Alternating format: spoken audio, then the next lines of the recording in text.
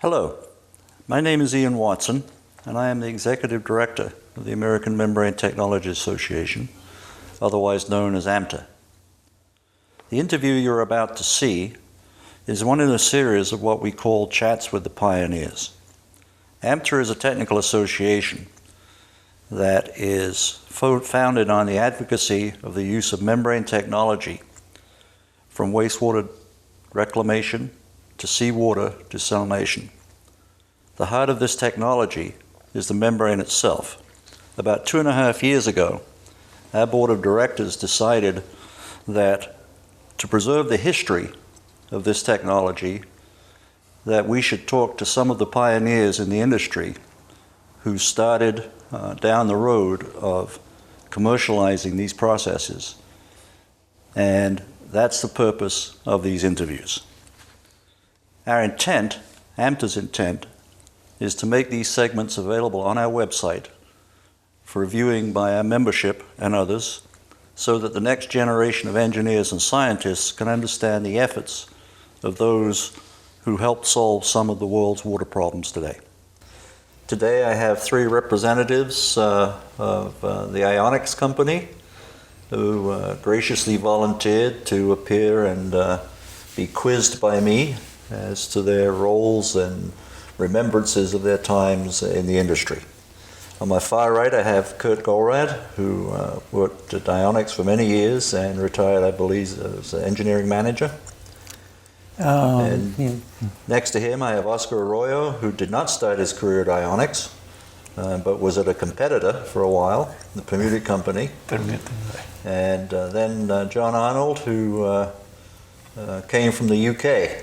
And so he and I speak the same language, pretty much. To start at Ionics in the very early days. So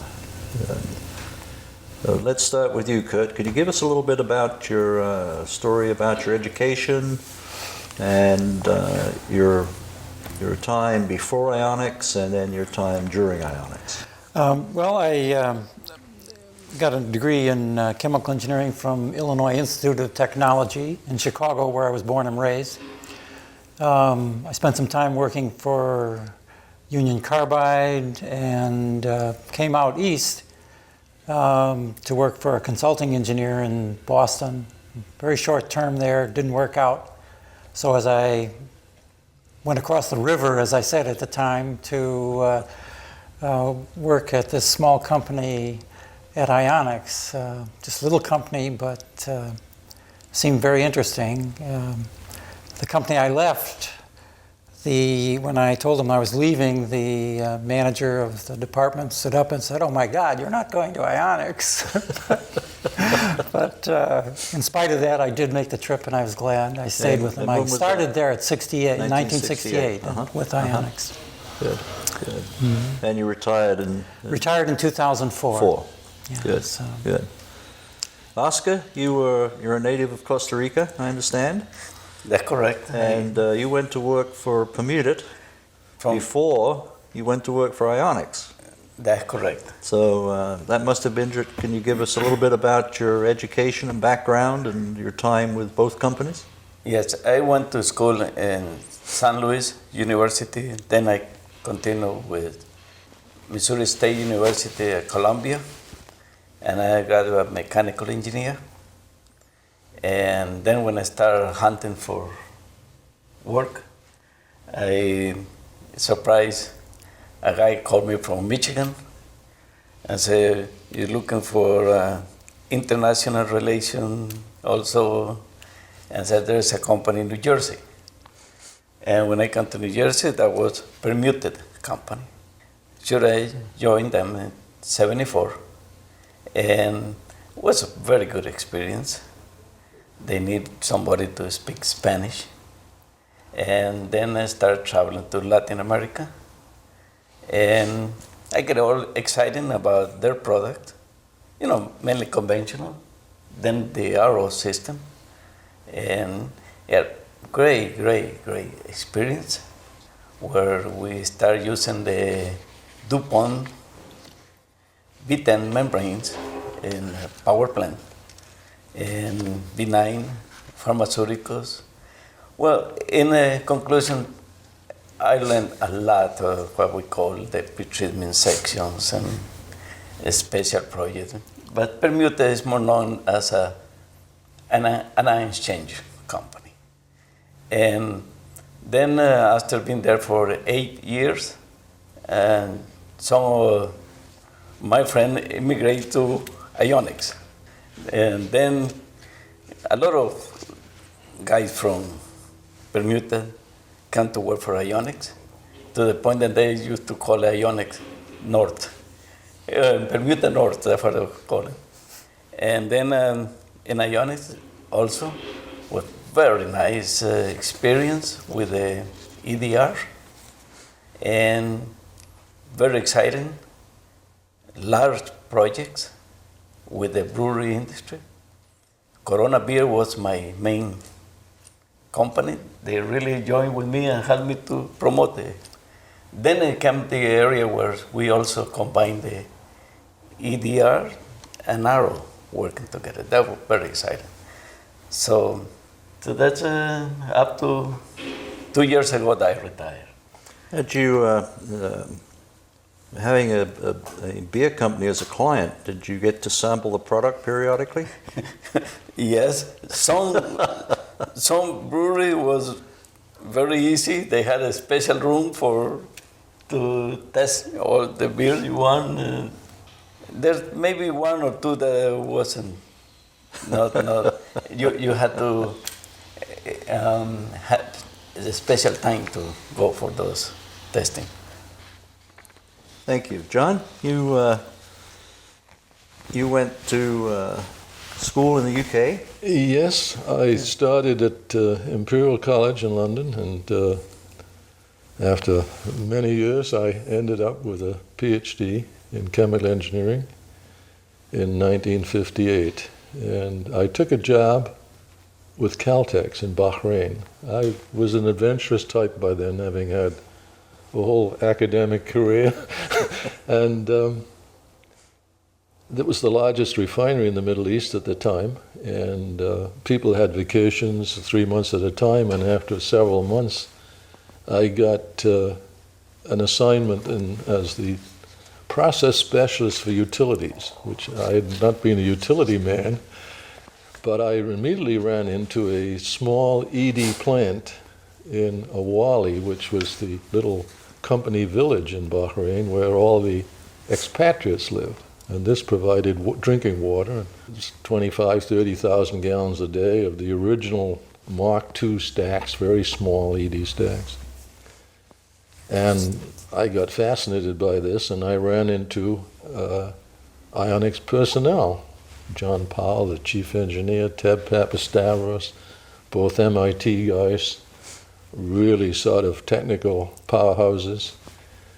And I got in as if I worked for Ionics, actually. In fact, I got a few complaints from my boss that I ought to take interest in the steam plants and the rest of the plant.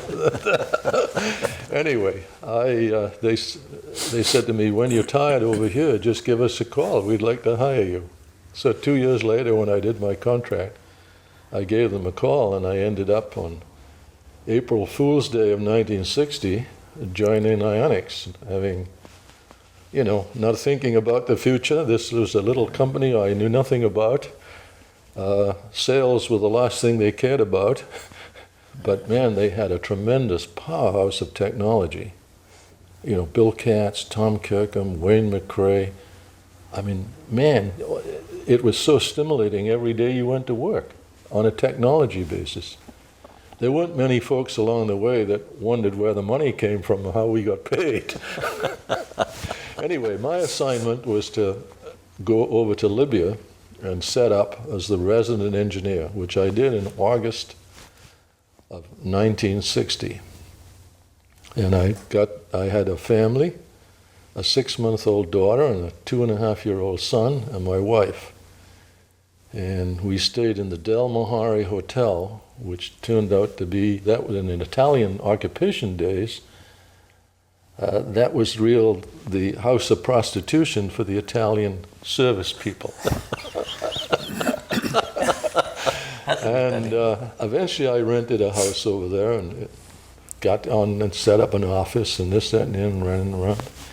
And after about 8 or 9 months, the oil companies had started to move in and things started to boom, and there were a lot more villas available for rent. And I'd got to know my landlord pretty well. And I said to him, Colonel, I'm going to move, at the 1 year, because I can do so much better now. And he said, John, would you stay if I fix it all up? So I said, oh, sure, yeah. He said, I'll be back to you in a couple of weeks. So he came back in his uniform in the afternoon, full colonel in the Libyan army. And he had three raghead sort of privates with him. And he gave me a list of what he's going to do. And he said it'll all be done before the 12 months is up, in 2 to 3 months. And these guys are going to push and organize the subcontractors and replace the windows. And anyway, the whole thing was a great success. And I signed on and I stayed there another 4 years. And the house was in a good location. It was really comfortable.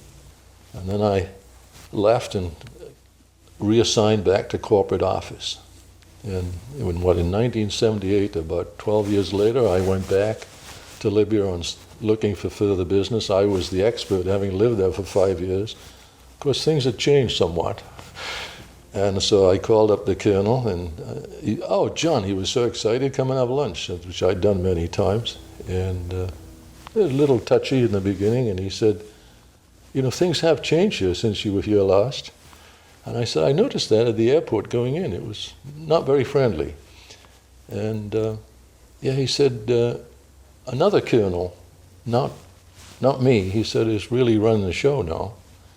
And he said, you must have remembered meeting him. So I said, no. Oh, he said, you remember those 3 privates that supervised the reconstruction of the rental property? I said, yeah, well, he said, the very loudmouth guy who could really push people around, well, that's our current Colonel Gaddafi.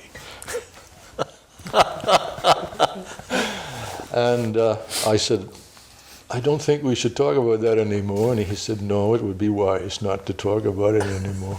And we left it there.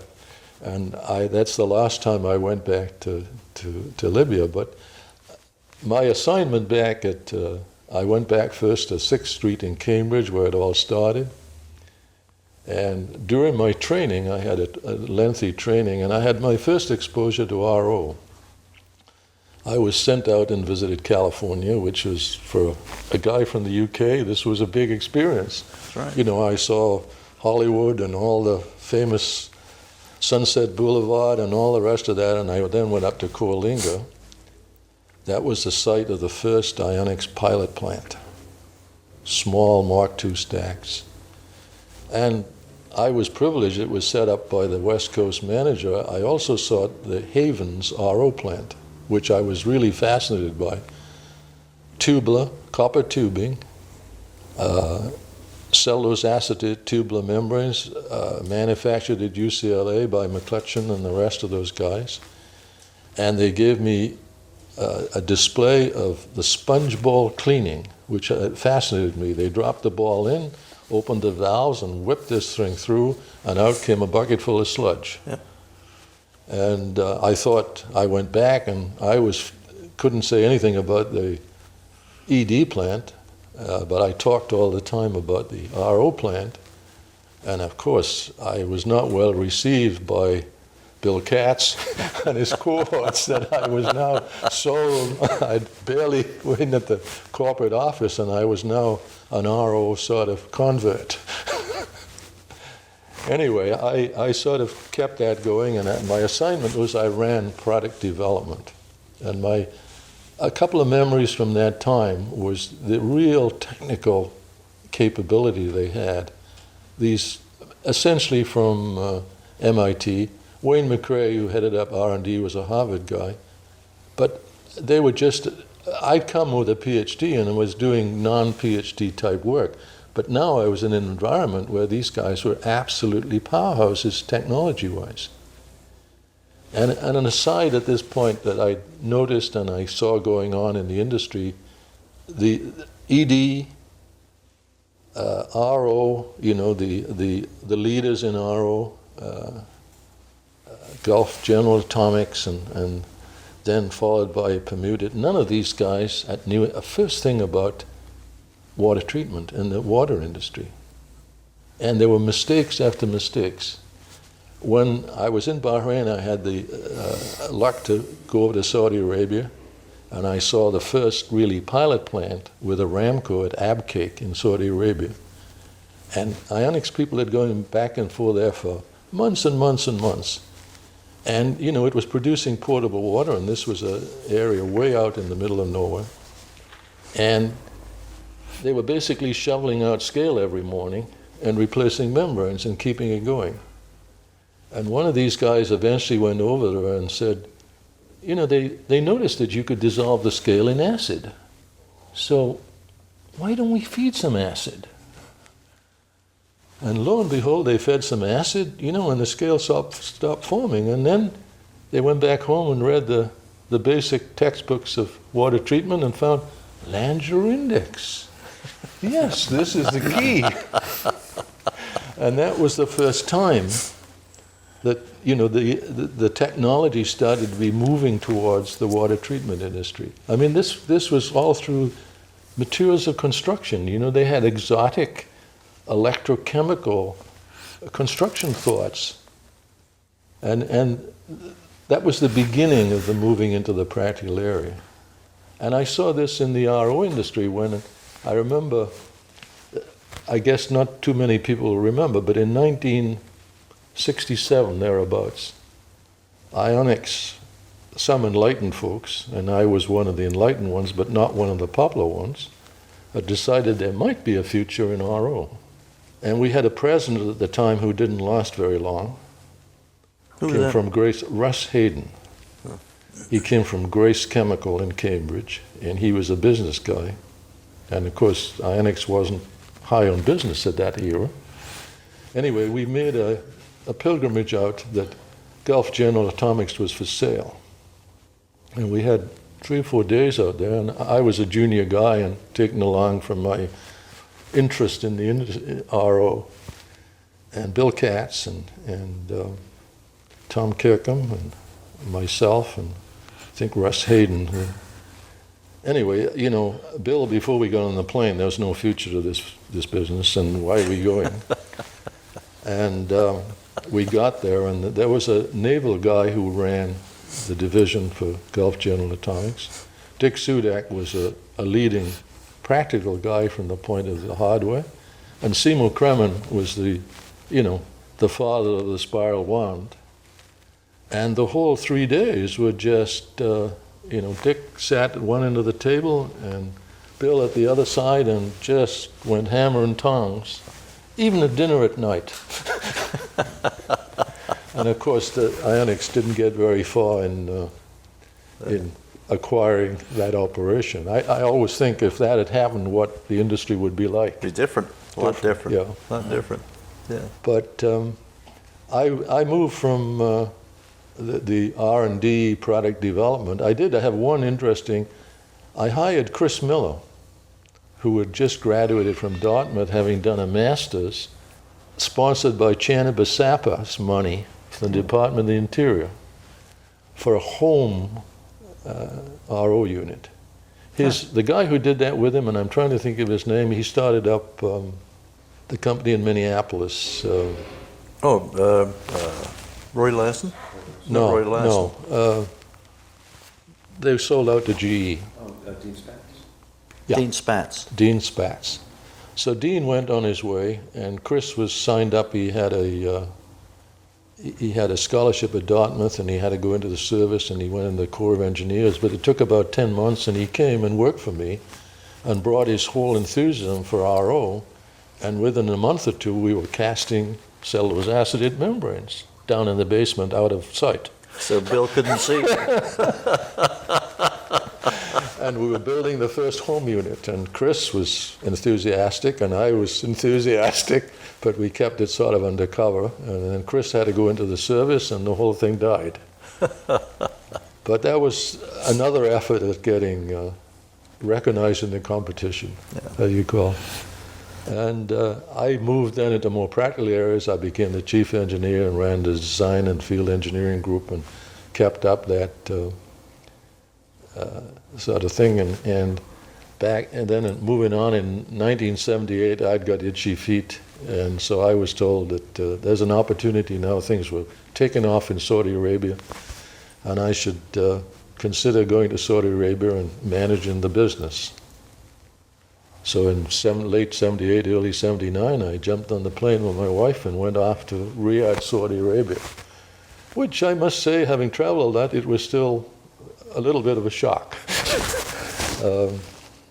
What do I remember? And I was there 5 years. I did up 2.5 years of that with Ionics. And then the great wisdom of folks, I had now learned by this time that there was no divorce in terms of lots of divorces for people, but in business there was no divorce in Saudi Arabia. Once you had an agent, you were owned by the agent forever. And so various folks at the corporate office decided our current agent wasn't doing the right job, so they tried to divorce him.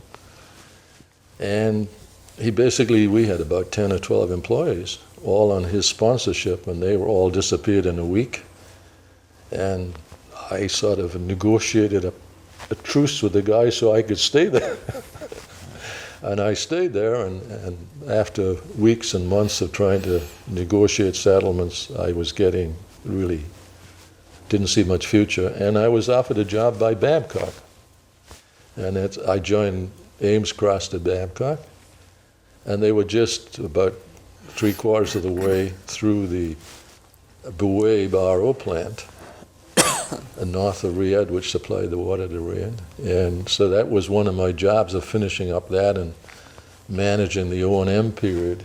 That was, I think, 20,000 cubic meters or something. It was a very large plant. Yeah, let's come back to that part of your career later, because Okay. I want to get back. This was something you said struck a chord with Okay.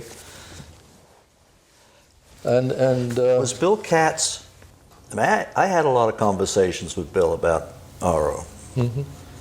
and he always gave me the impression that it was one of those fads in the industry that was never going to make it. And I can remember Dick Smith fomenting trouble in his weekly newsletter between Bill and Herb Slager and some of the other Arroyo guys. Yeah, you remember Herb? Oh, yeah, sure.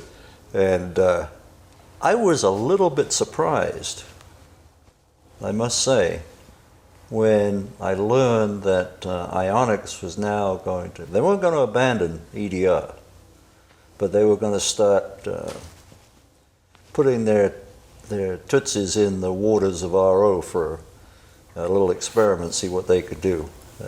Did Bill really give up, or did somebody persuade him that this is something that Ionics had to do? Well, you know, the whole company was ED, and Right. Bill was really, and then he got the burning sort of ideas that EDR was the thing of the future. And that really sort of gave him more strength that this curiosity that was going to fail, the RO business, would never match EDR. So there was a tremendous technical effort, marketing effort to put EDR on the map, and Bill charged ahead with that. But there must have come a time, and you maybe were overseas or something, but internally there must have been a lot of discussion about this, Kurt. Well, John, you can correct me if I'm wrong, or Oscar. My feeling was that the real transition from, or the real introduction that Ionics took to leap into RO occurred not with brackish water RO, which would have competed directly with EDR, but with an opportunity to put a seawater RO plant in the Canary Islands. And so we had previously put an EDR plant in Canary Islands using brackish water sources there. This was on Mas Palomas on Gran Canaria. And so the next plant came, I think, under the sales effort of Kay Kachadurian and the people who were our sales forces in Spain at the time, and in Europe, where we had a lot of representation, and we had a Talba as an engineering firm in Milan. So I think that was our first leap, and it was sort of like jumping into the deep end of the pool. But we put a plant in there. I think it was a very successful project. The plant went on to be expanded in the future. But so we didn't really jump in a place that would have competed directly with EDR. We went to seawater RO, proved that to be a success. Mm-hmm. And then I think there was a later conversion that we continued the seawater RO ventures by going to Santa Barbara. Right. But up until then, the plants in Corfu, that was the first large EDR plant off of that was a built on-site plant. I think So we sort of skirted that conflict that Bill had with EDR and RO. Yeah, but you must have been, you were still pursuing jobs in the U.S., and more of those jobs were going to RO. Right. We built. There must have been some discussion in-house about, do we need to go this way, or can we prevail? But I think, especially you, because you came from Bermuda, that was already in RO. I think there was a challenge for him in the, as I say, probably the 85 to 90s, 95, because coming from Bermuda, we see the big opportunity even in projects that we can combine the two technologies. The ED aseptic treatment for DRO and things like that. But I got called about 3 or 4 times really to his office, and say, Arpeng would say, we hire you to sell ED electrodialysis. No, I don't. And then we had to put everything. yeah, I think the other part of the background is certainly when I joined, it was almost an R&D technology company. And what I think in the late 60s, Art Goldstein eventually became president. He was treasurer and chief financial officer, and he moved up quickly. And after a number of years, a few years, Art sort of realized that, this company wasn't going to grow on ED and now EDR, despite he was enthusiastic about the technology, but there was this other segment of the market out there which was really starting to roll. And so he was looking at the financials. And that was a real driving force in how the company grows. And they avoided quite a bit of internal friction, as Kurt said, by concentrating or looking at the opportunities in seawater. Yeah. And then later on, seawater being relatively expensive and the rest of it, and Santa Barbara was the culmination of and Bill Katz did a lot of work here on the business side on privatization. And that was the first major project of privatization, right. I think, certainly in the United States and probably worldwide. And that addressed, by that time, the early 90s, that addressed the need for the company growth, the stock price, and the whole position in the financial world. When, it changed from, you didn't see people coming from, when I was in the 60s and into the 70s, we used to have visitors from MIT and consultants and pushing it.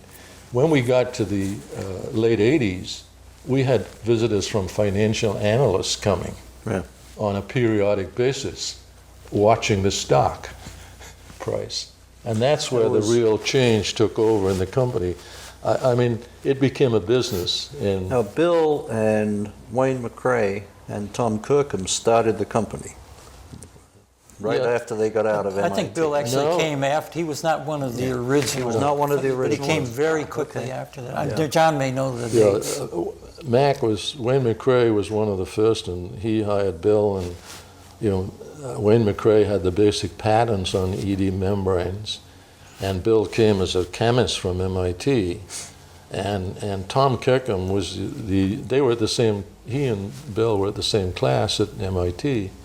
Tom went to work for down in the Tennessee Valley with the atomic energy, I think, whatever, for a few years, and was recruited back by them. They all got back together and drove the company technology-wise. And when did the company go public? I'm going to say 1955. Well, so it was fairly on in its history. Yeah. I didn't realize that. Over the counter, and these guys. I suppose it's in this day and age, building the next Apple company. But there weren't many examples. Well, actually, in those days, for a couple of young guys just out of college to start a company based on something they'd been doing in school was pretty unusual. Yeah. Well, and also, it was, I think, as far as I know, one of the very early prime examples of venture capital, because it was started with a venture capital by American Research and Development. Yeah, General American Research. Dario, who was head of the Harvard Business School, was really one of the instigators. And they remained investors in the company, virtually all the time that I was. They didn't make anything out of ionics, but they made a lot of money out of digital equipment. Yeah. And wasn't there a French investor? Well, General Dario was French. He was French. Yeah, Okay. but He the was head of company the was business American school. Research. The other key guy who really became chairman of ionics for a number of years was Ed Gilliland, who was head of the chemical engineering department at MIT, was science advisor to Kennedy in the early 60s, and was a consultant to the Cadillac guys in the industry, ExxonMobil and all these guys. And he was particularly interested in ionics, and a lot of his students had moved to ionics. And I remember being very honored when I returned, and every second Monday afternoon, Ed Gilliland would come and meet with the top management, and I was privileged on many occasions to sit in and discuss. You went to the MIT of the UK, John. Yeah. But these guys, he was I talk of the technical powerhouse, but Ed Gilliland was the complete guy. I remember many occasions when one minute he would be talking of his last visit down to Washington, and the next minute would have a chalk in hand and differential equations on the blackboard. The guy was just an incredible individual. But when did Art Goldstein join the company? Art Goldstein joined the company almost the same day, same time that I did, in 1960, and quickly moved up, and they had. Now, did he have a technical background, or was he always financial? No, he was a chemical engineer from RPI, and I think did a master's in Maryland or Delaware or something like that, and had some connections with ARD. No, Arthur went to the business school, Harvard. Yeah, I thought so. And through General Dario, one of the bright students, and they had invested money. I think he suggested to Arthur that he looks at ionics, and he moved in and did a tremendous amount of work for ionics. And the transition from an R&D technical company, when you have everyone who's there is really interested in technology and doesn't look at the bottom line and doesn't look at financials very often, and you seem to exist and you want some money and you go and get some other R&D money and whatever. And Arthur quickly, it seemed quickly, but it took a number of years of transforming ionics from a real technical company to a business. I would think by the time you got there, Kurt, that some of the engineering questions about taking this technology from its original format into large-scale big plants, such as the Sarasota County plant, had been pretty much solved. But can you Well, are there any challenges that you personally had to face in? Actually, one of the reasons I went to Ionics is because I left a consulting engineering company where I was one of a vast group of engineers working on large petrochemical projects, And the only thing I had to know about for those projects were pumps. Didn't have to know anything else about it. And so I left there and went to Ionics, where the design and project group was myself and 2 other people. And there was an opportunity to sort of grow as the applications of the technology grew. For example, John talked about the early plants being Mark II membrane stacks. The first job I worked on was a single Mark III stack, which was one of the first. It was a packaged skid unit, but it was one of the first applications of a stack which was twice the size in membrane area than the Mark II stacks had been. And so it was growing, but was growing very slowly. It was still electrodialysis reversal, acid in chemical feeding systems. It was electrodialysis, not electrodialysis reversal. And it progressed then to larger and larger skid-mounted units, more and more membrane area in the plants, then to plants that were field-erected. And that was one of the stimulating parts of the job. There were always new applications. Then there came some overseas projects, the opportunity to work overseas on some of these projects. And every time a new challenge came or a new opportunity in the technology, for example, the first seawater RO plant that Ionics worked on, there was a chance to get into that.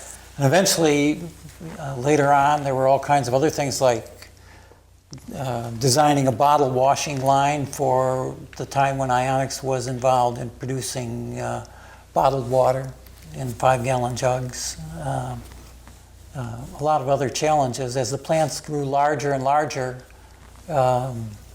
it was always a stimulating environment. And I think it was one of the reasons why I think so many people stayed at Ionics. People who were there in the early group, the early employees.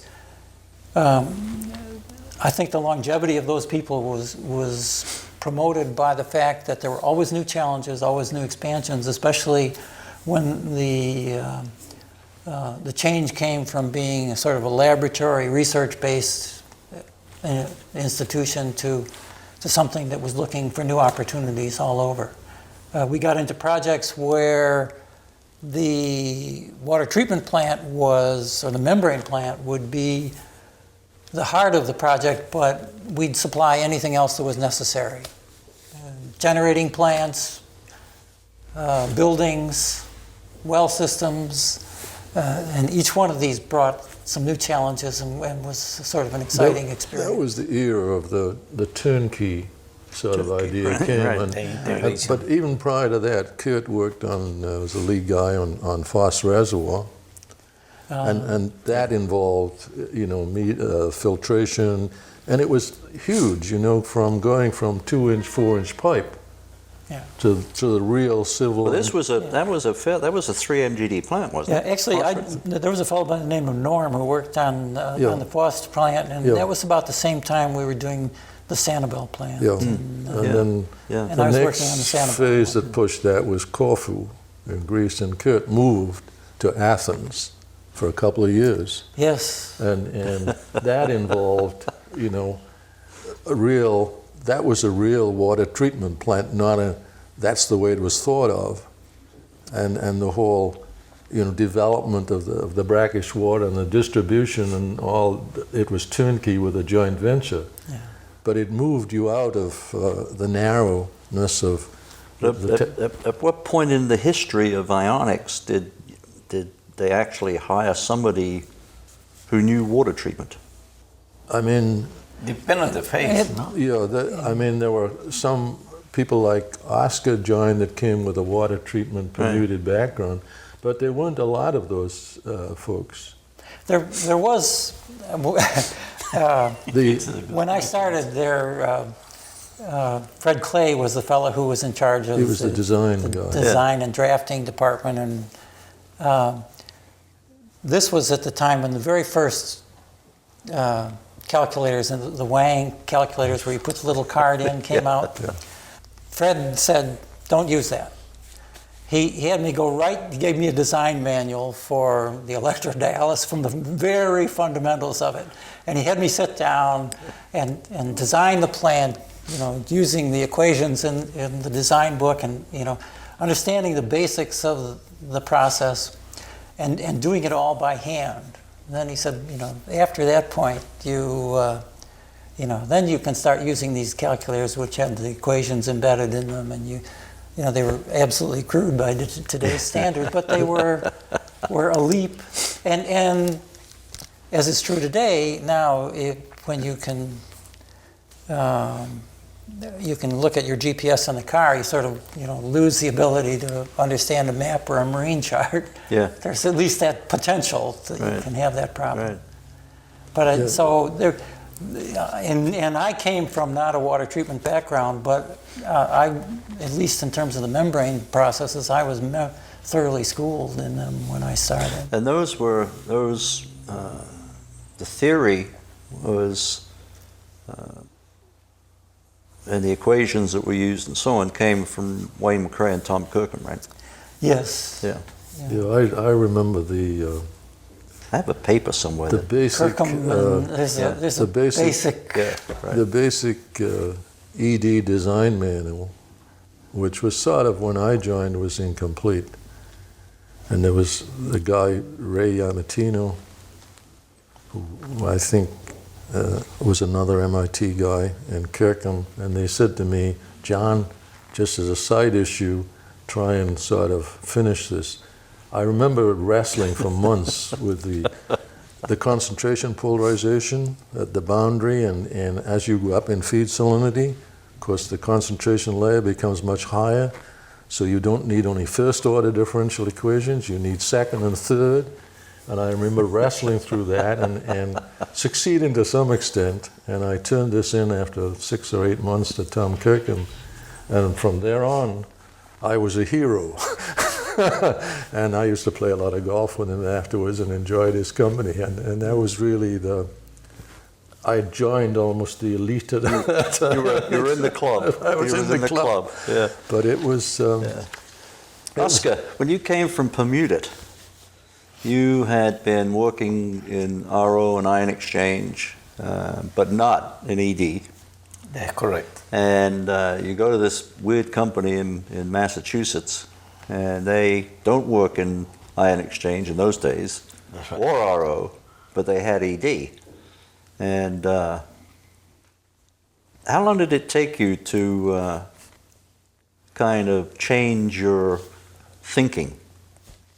Because you must have, ionics used to compete with Permuted with some of the early brackish water plants. So they were a competitor, and now you were working for them, and all the nasty things you'd said about ED in the past, you now had to say nasty things about RO. That's true. So how long did it take you to make that conversion? Well, I was lucky, I guess. It took me like a year, 2 years, where I had a good relation with a brewery company in Chile. We call it CCU, Cervecerías Unidas Chilenas. And they were good friends. When they knew that I was moving to ionics, they followed me. And that was, I was lucky because I came to ionics, and then I came almost like 500,000 gallons a day, ED, almost on the way. And sure enough, it became a project. So as soon as I had that project with CCU Chile, and Corona Beer found out about that plan, and then we started working together. And I had a very good relation with Corona Beer. And sure enough, they went to Chile, visit the plant. And yeah, Corona came with the first project. So in the second year was ED already. I was getting a few projects, not too big, but third year, yes, Corona came with a second plant. Well, by the time I left Ionics, we went through practical zero water with ED for brewery to 40 million gallons a day of water for brewery. Huh. A day. You're thinking about one single plant. It's 8 million, 10 million gallons a day in Corona. It's a now, what the big positive part for Ionics? Having the background from Permuta, I was very good in the integrator, and then become like a semi-turnkey project, like I was saying. So the money is not coming just only from the ED portion, but for the integration of the whole thing. And Gollrad, we used John Arnold also advice, and I think was very, very successful, and also expanded to power plant in Mexico, and it's a unique product. It's a unique product that we sold a few projects in Spain, Aguila, also, and the brewery, big plants, and the unique thing to Corona. Oh, this is the key part. What Corona is doing, the other brewery was watching. And they come Polar from Venezuela, Cristal, Peru, Paraguay, Heineken, and there was duplicating those projects. From the water point of view, compare the ion exchange, the Arroyo, and ED. If you have the water quality, like brackish water, and you need that water for brewery, for instance, where you don't need a very distilled water. The ED play a very important thing because no chemical involved with the water feed in the process, never in touch with the chemical. Because when you put some chemical, you put it in the brine section, brewery like that. Yeah. And that was the unique thing, that they want some water product for beer production without touching the chemicals. I think that was the era in the industry where Oscar and Ionics with a team were looking at niche markets, and they basically monopolized the brewery area. You can see examples with the RO companies that did the same. Later in my career, I had a stint with Hydronautics, and they really put a lot of effort in the early days in the municipal market in Florida. I think you directly were involved. Mm-hmm. And the key there, they recognized that market, and the market was really selling this package to water treatment and general contractors, and identifying those type of contractors throughout Florida, so when the bids came out, you were aligned with the guy who could win the job. And that became, I think, in the total industry of people identifying segments, niches of the market, and Ionics really concentrated in that, and was very successful in the brewery area. And some of the other areas, when the privatization, they really thought that was a winner. They were big enough and had connections enough to go down that road, and it became a financial lots of decision. I remember being the lead guy on Tampa Bay desal plant and bidding that with Florida Power and bidding it 3 times and being the low bidder, and basically lost it the 4th time to nothing more than financial guys. Yeah. The trick was they had the first year water price was ridiculously low, and you paid all the interest in the back end. Yeah. And of course, Ionics had not sort of focused on the financing aspects to that point. And Florida Power were not a lot of help. So, but I think the whole industry concentrated on segments. Yeah, they did. They did. In the desalination, when I see it, there was a period like 75 85 to 95 maybe, there was a period that the Arrow membrane was very sensitive because the pretreatment system, and we wasn't aware how the pretreatment system was. Even just to get away from the silica in the water, that was a big killer for the Arrow membranes. I can tell you in the pharmaceutical, this is experience from Bermuda. And then having the EDR that silica don't do anything to it, and then you don't have a failure right away. You can catch it before. So those niche was very, very positive in ionics. You had a fairly significant lead on the RO business in the number of small units you had located in North Africa and the Middle East and so on. How did you service? I mean, this is not like they're all in one place. You got little plants, here, there, and everywhere. How did you support those? There were two eras basically in the overseas smaller units that got to be larger.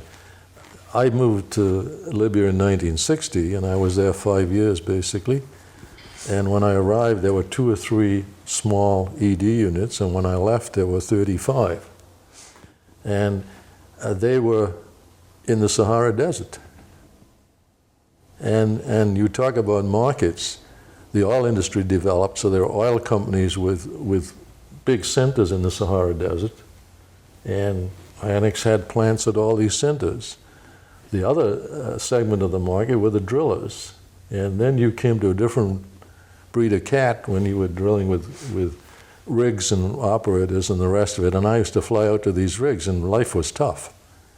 I thought I'd really seen the tough life. And then the ultimate market that came along were the pipeline guys. And I've never seen such hard-living guys, 8, 10, 12 months at a time, 7 days a week, 12 hours a day, stringing pipe across the Sahara Desert, making a fortune and spending it the next day. And Ionics concentrated on that. And then a lot of that small stuff, the other industry, I remember servicing stuff in Aden in the early 60s out of Libya with the soft drink people. And that was another sort of service. And literally we had 6 or 8 guys who roamed the world. And there was one of the big markets, I ran into this when I worked for Hydronautics in Saudi Arabia. One of your big markets in Saudi Arabia was to the water stores. You would sell equipment to the water stores who would then produce bottled water. But the RO industry really put a lot of effort in that in the sales. I think of Polymetrics, for instance, pretty successful in that area. And then, you just follow, and the Polymetrics opened up the Caribbean very successfully. Right. And that then became an RO market. It's like a lot of the classical marketing thoughts and ideas. You open it up, and it's that technology, and you can just go way through. And then it wasn't a subsidiary, but a fallout of Polymetrics was Aquadesign, which was ultimately acquired by Ionics. I was the point guy in acquiring that company, and that's when Chris Miller came to work for me for the second time. He's a really good friend. And I remember the Curacao when we were just trying to close the deal, and they were putting in an own and operate, and had just about run out of money and hadn't finished the plant. And the acquisition came in time to finish that up, which was one of those quirks of the whole thing. But there were lots of small, good companies and lots of good guys. I mean, one of the people that's not thought of in Ionics terms is Doug Brown, who currently owns 7 Seas. Doug he was again, I think, first of his class at MIT in chemical engineering, spent about 7 years, started at the bottom testing units down in the production floor, moved up into the design group, continued to move up, and then went, I think in middle 80s, went back to Harvard Business School, and then was in the top of his class pretty much at Harvard Business School, and came out and joined the venture capital and pursued that whole area. Went to London for about 6 or 8 years, and had a good business, and then came back and was put on the board of Ionics, and basically was the lead guy who orchestrated and managed the sale of Ionics to GE. Well, didn't he take over when Goldstein retired? Yeah, he took over as president, and he was there in that role up to about 18 months, and was the guy who really handled the sale of Ionics to GE. Yeah. I would just had 3 minutes here from the RO side of what I had been. I came back, I was away from Ionics for 10 years, from 81 to 91. I came back and worked for Kit directly on Santa Barbara. And then they said, come back to Watertown. So I came home, basically. And I then had a lot of RO exposure with Babcock Hydronautics, and jumped in, and the time was ripe for Ionics to make the efforts into that. And through Aquadesign, Mitsui had a big stake in Aquadesign when we acquired those, and Mitsui were very close to Toray. And the thought then, and driven pretty much from the top with Art Goldstein, let's get into making membranes like we made ED membranes.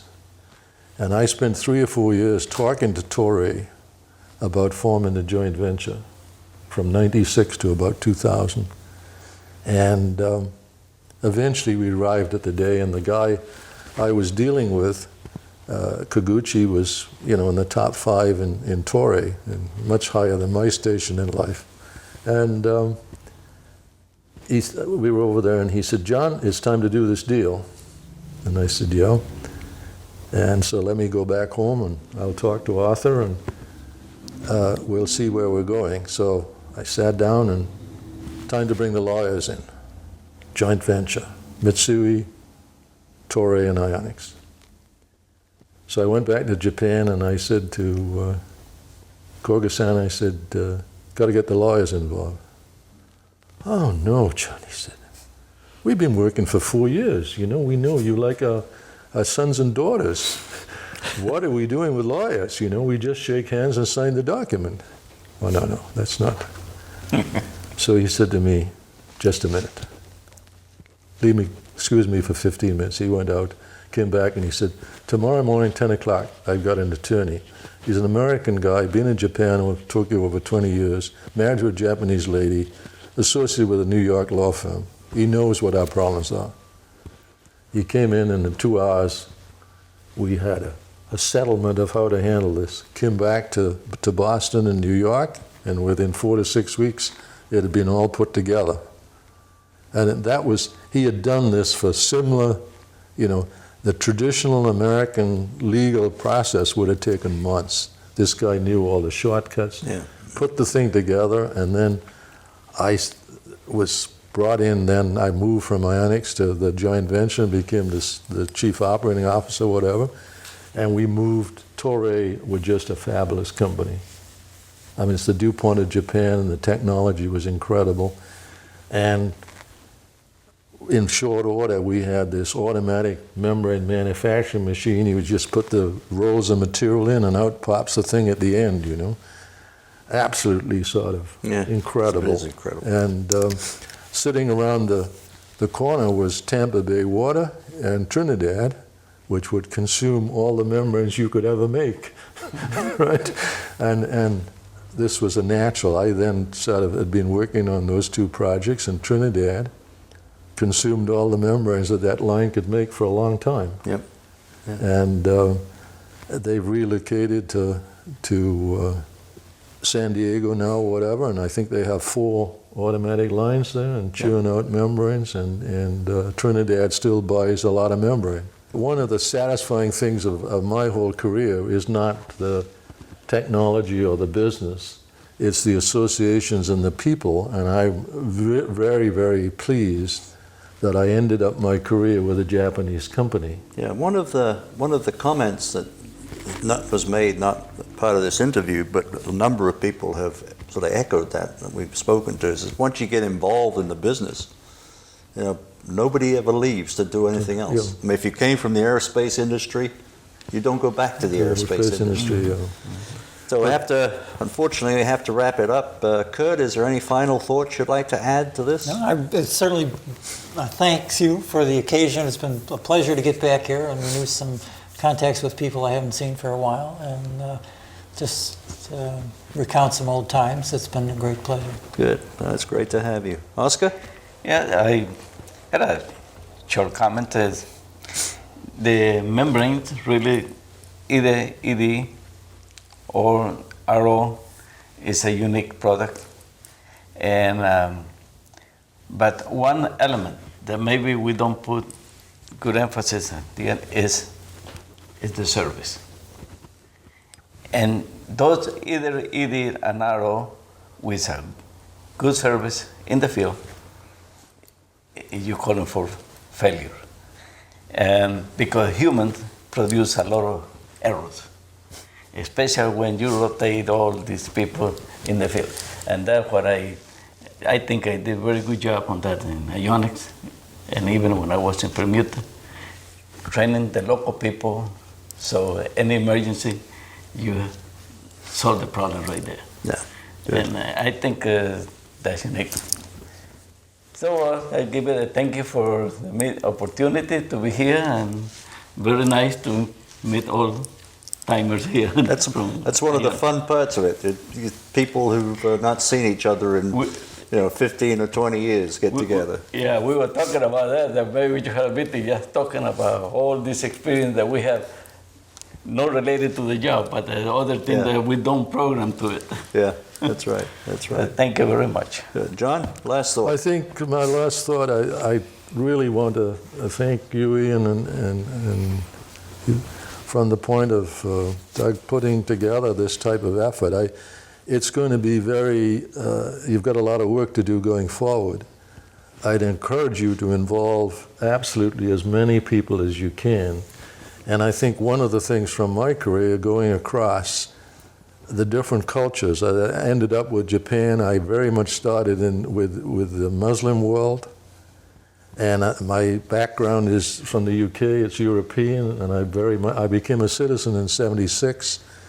And now I think I pay taxes, not unlike some of these folks who live in Massachusetts. Well, you paid taxes even before you were a citizen. So that means you are not rich yet. At least I hope you did.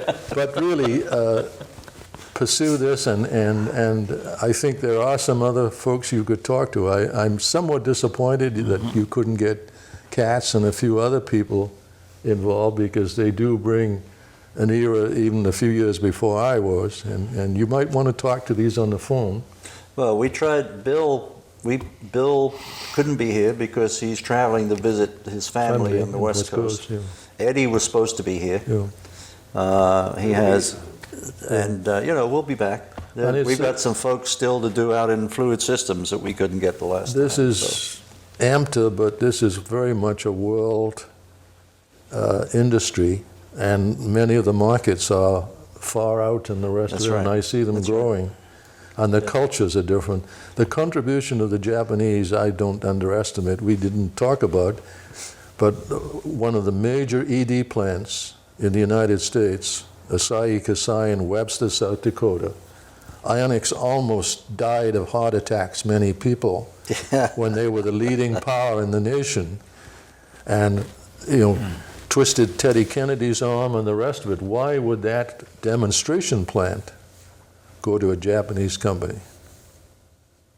But it's a world industry, and I think one should. IDA and Patricia have done a great job on that front. If you think of anybody else that we should get together with, let Doug know. Yeah, I have a few thoughts. You might. Sure. Yeah, that would be great. Thank you all for coming. Yeah. I appreciate Enjoyed it. it. And Thank you. it's good to see you again, all of you.